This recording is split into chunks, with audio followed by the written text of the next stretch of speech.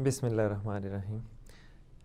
علی بھائی، غامدی صاحب کا یہ ماننا ہے کہ اسلام کی ری فارمیشن جو کہ حضرت علامہ اقبال صاحب نے بھی کی تھی، اور وقت کے لحاظ سے جو بیسک چیزیں ہیں ان کو تو چینج نہیں کیا جائے گا، لیکن انٹرپریٹیشن جو ہے، جو اس کی تعویل ہے قرآن کی، وہ تبدیل ہوتی رہے گی ان کے بقول۔ تو ہمیں علماء بتاتے رہے ہیں یا ہم تک جو چیزیں پہنچتی رہی ہیں اس میں یہ ہے کہ ہمارے ملک کا ہی نام لے لیجئے، اسلامی جمہوریہ پاکستان۔ غامدی صاحب نے یہ امریکہ کی ریاست ہے ڈیلس، اس میں کچھ 10-11 گھنٹے کے قریب روانی سے خطبے دیے ہیں، اور انہیں خطبات ڈیلس کا نام دیا ہے، اور اس میں انہوں نے reformation of Islam counter narrative کے نام سے انہوں نے ایک جوابی بیانیہ جاری کیا ہے، جو کہ ان لوگوں کے لیے ہے جو اسلام پہ اعتراضات یا آج کے دور پہ ہم آہنگ نہ ہونے اسلام پہ سوالات اٹھاتے ہیں۔ جی ہاں، بڑی محنت کی ہے جی انہوں نے، بلکہ وہ چھپا بھی ہے پھر۔ جی ایگزیکٹلی۔ تو اس کا خلاصہ جو ہے وہ اس کے 10 نکات ہیں علی بھائی، تو اس کے 10 نکات پہ میں آپ سے وہ باری باری سوال کرنا چاہ رہا ہوں کہ اس پہ آپ کی رائے کیا ہے۔ فرض کریں کہ پہلا جو ان کا سوال ہے کہ علماء کے نزدیک، یا جو ہمیں پہلے بتایا گیا ہے، وہ اسلام اجتماعی طور پر خطاب کرتا ہے، وہ ریاست کے طور پہ خطاب کرتا ہے، وہ ایک خاندانی طور پہ خطاب کرتا ہے، لیکن غامدی صاحب کا یہ فرمانا ہے اسلام کی دعوتاً اصلاً فرد کے لیے ہے۔ تو میرا یہ سوال ہے کہ آپ کا اس بارے میں کیا کہنا ہے کہ اسلام کی دعوت فرد کے لیے ہے یا ریاست کے لیے بھی ہے، جیسے کہ اسلامی جمہوریہ پاکستان؟ دونوں کے لیے جی، فرد کے لیے بھی ہے اور ایک پورے معاشرے کے لیے بھی ہے۔ ظاہر ہے ایک معاشرہ جو ہے اس کی بیسک عقائد جو ہے، بیسک یونٹ، وہ فرد ہی ہے نا۔ اہل ایمان کی جو خصوصیات بیان ہوئی ہیں قرآن حکیم میں، سورۃ المومنون کے اندر یا سورۃ الفرقان کے اندر یا باقی صورتوں کے اندر، اس میں آپ دیکھیں گے کہ کئی ایسی کوالٹیز ہیں جو بالکل انڈیویجول کے ساتھ تعلق رکھتی ہیں، کچھ ایسی ہیں جو اس سے اوپر آ کے میاں بیوی کے تعلق کے ساتھ تعلق رکھتی ہیں، اور اس سے اوپر آ کے خاندان اور پھر ایک معاشرے کے ساتھ بھی تعلق رکھتی ہے۔ تو اس سے تو غامدی صاحب بھی انکار نہیں کریں گے، حقوق اللہ اور حقوق العباد کے اعتبار سے۔ اب رہا اسلامی ریاست والا کانسیپٹ، ان کا یہ ماننا ہے کہ اسلامی ریاست کے لیے جد و جہد نہ کی جائے، یہ اللہ تعالیٰ آپ کو انعام کے طور پہ عطا فرما دے گا الٹیمیٹلی، چونکہ اسلام، یہ جتنے بھی دین ہیں، ادیان ہیں، یا ہم تو کہتے ہیں اسلام ایک دین ہے، باقی اسی کی ایک سمجھ لیں ورژنز مختلف فارم میں ایگزسٹ کرتے ہیں، اصل تو دین وہی ہے، ان الدین عند اللہ الاسلام۔ تو اس کو اگر آپ یعنی تمام جو بھی دنیا میں ادیان موجود ہیں، آسمانی مذاہب جتنے موجود ہیں، ان کے اندر توحید تو آپ کو نظر آتی ہے، ماننے والوں میں نہ نظر آئے، کتابوں کے اندر تو نظر آتی ہے جی۔ باقی وہ انڈیویجول سے ہی سٹارٹ لیتی ہے کہ ایک شخص کو ایک اچھا انسان بن کے رہنا ہے۔ باقی ظاہر ہے انسان، غامدی صاحب خود ہی ہمیں بتاتے ہیں کہ جی انسان جو ہے وہ کوئی ایسی مخلوق نہیں ہے جو انڈیویجول ایگزسٹ کر سکے، وہ خاندانی سسٹم کے اندر رہتی ہے، اسی وجہ سے میاں بیوی کا ریلیشن شپ ہے، اسی وجہ سے ایک عورت جو ہے وہ ایک سے زیادہ مرد کے ساتھ شادی نہیں کر سکتی، ایک مرد 4 عورتوں کے ساتھ شادی کر سکتا ہے۔ اس کے اوپر جتنی وہ لاجکس کھڑی کرتے ہیں وہ اسی بنیاد پہ کہ انسان جو ہے وہ ایک خاندانی فارم میں اللہ نے اس کو پیدا کیا، اور اسلام جو ہے وہ خاندانی نظام کو اور ایک معاشرے کو ترتیب دیتا ہے۔ تو ظاہر ہے جب اس طرح کا معاشرہ ہوگا تو اس کے اوپر جب حکومت آئے گی الٹیمیٹلی وہ مسلمانوں کی آئے گی، اس میں کچھ تو پرنسپلز طے کیے ہوئے ہوں گے نا۔ کیا غامدی صاحب خلفائے راشدین کے جو طریقہ ہے اس کو نہیں مانتے؟ وہ تو ہم مانتے ہیں نا جی۔ تو خلفائے راشدین نے جو بیسک چیزیں تھیں وہ تو نبی علیہ السلام سے ڈیڈکٹ کی، باقی جو حالات و واقعات ان کے سامنے آتے گئے اس اعتبار سے انہوں نے ڈیسیژن کیا۔ مال فے کا جو ایشو ہوا تھا اس کے اوپر پھر پوری یعنی یہ جو ایک بہت بڑا ایک ایشو آ گیا تھا کہ اب رومن اور پرشین امپائر جب گری ہیں تو مسلمانوں کے اندر یہ اختلاف آ گیا تھا کہ اب اس کو مال غنیمت کے طور پر ٹریٹ کیا جائے گا تو اگر مال غنیمت کے طور پہ ٹریٹ کیا جائے تو وہ پوری پوری سلطنتیں ان فوجیوں کو مل جانی تھی جنہوں نے فتح کیا. پھر صحابہ کرام کی میٹنگ ہوئی, پھر الٹیمیٹلی یہ ڈیسائیڈ کیا گیا کہ میدان جنگ کے اندر جو کچھ مال غنیمت چھوڑ کے گئے ہیں کافر, وہ تو ان فوجیوں کو ملے گا, باقی جتنی انہوں نے سلطنت فتح کی ہے, جتنے ملک فتح کیے ہیں, وہ پول میں آئیں گے. ریاست مدینہ, پاکستان والی ریاست مدینہ نہیں, اسلامک اسٹیٹ وہ والی ریاست مدینہ کے انڈر ہوں گے, اور وہ اس کا مالک جو ہے اوریجنلی ریاست ہوگی, وہ جس کو الاٹ کر دے وہ دیکھ کے اسی اعتبار سے, یا اس کی کمائی بھی بیت المال کے اندر آئے گی, پھر وہ اسی طریقے سے ڈسٹریبیوٹ ہوگی. باقی یہ کہنا کہ چونکہ اجتماعی زندگی کے لیے میں اسلام کو جو جن لوگوں نے تعبیر پیش کی, اس کی وجہ سے پھر وہ ایک ریاست کے حصول کے لیے شروع ہو گئے, اور اس کی وجہ سے پھر جہادی تنظیمیں بننا شروع ہو گئیں.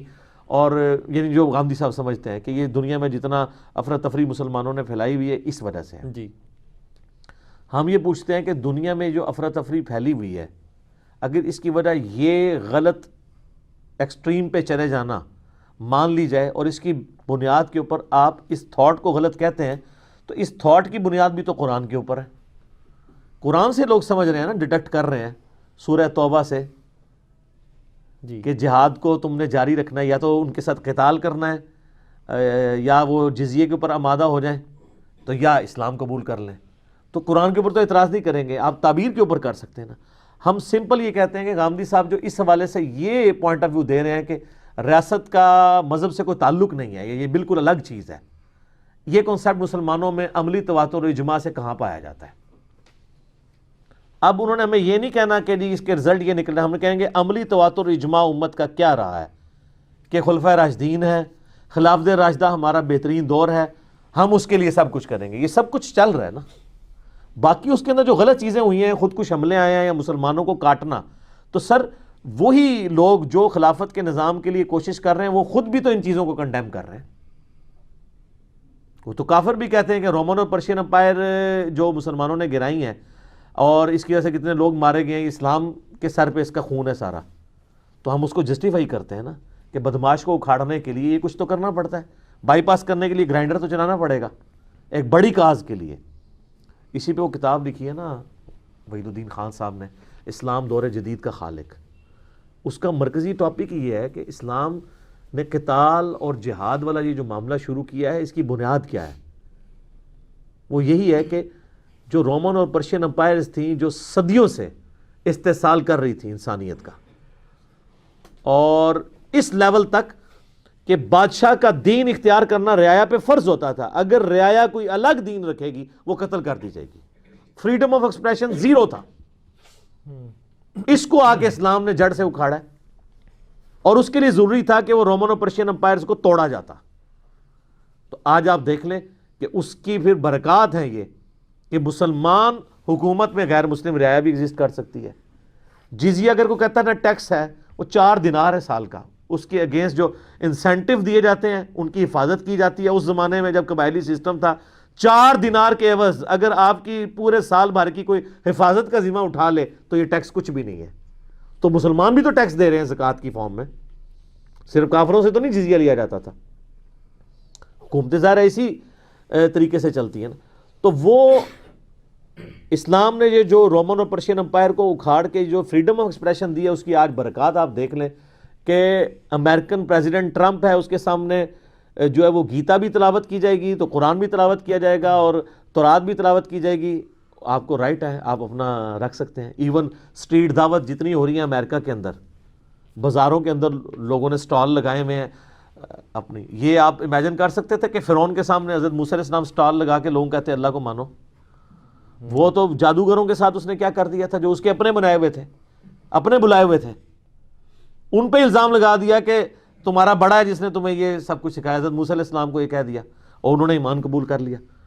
تو یہ قتال کی برکت ہے کہ یہ سب کچھ ہوا. باقی اب اس قتال کو اس ذریعے سے جاری رکھنا کہ اس کے ذریعے مسلمانوں کو اکھاڑنا, اور جو بعد میں بنو عباس اور بنو امیہ نے صرف حکومت کے حصول کے لیے ایک دوسرے کو کاٹا ہے, تو اس کو مجھے بتائیں دنیا میں کون سی خلافت کے لیے اٹھنے والی تحریک سپورٹ کر رہی ہے؟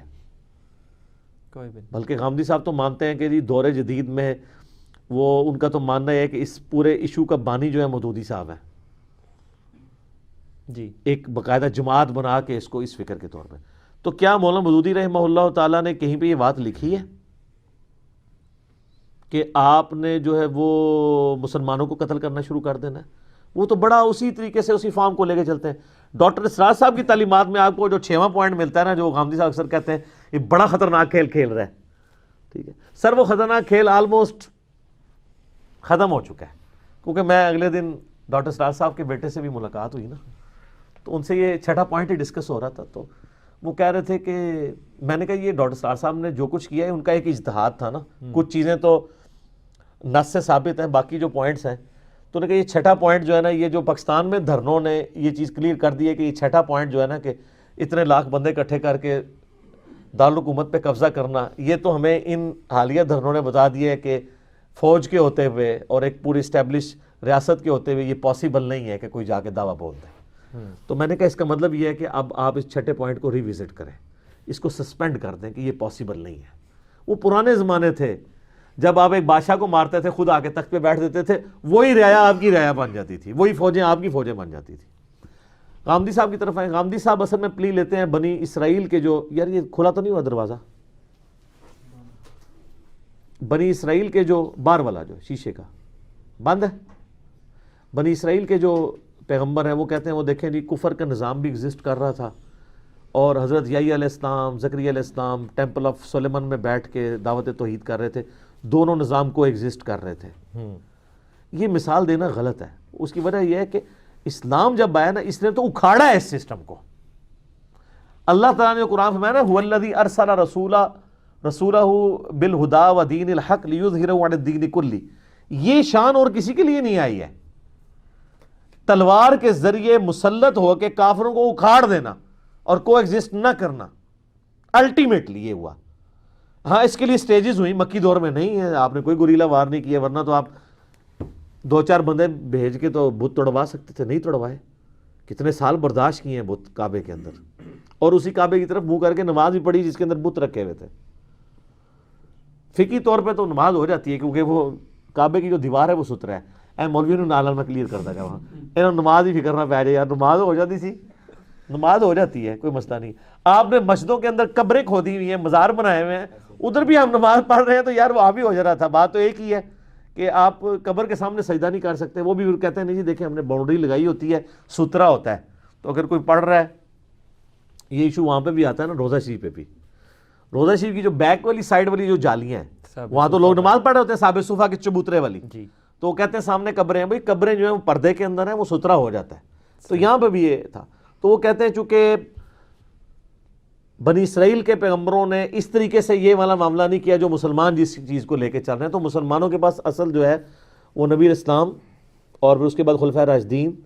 باقی غامدی صاحب کے میں اس موقف کے ساتھ ایگری کرتا ہوں کہ خلفائے راشدین کے بعد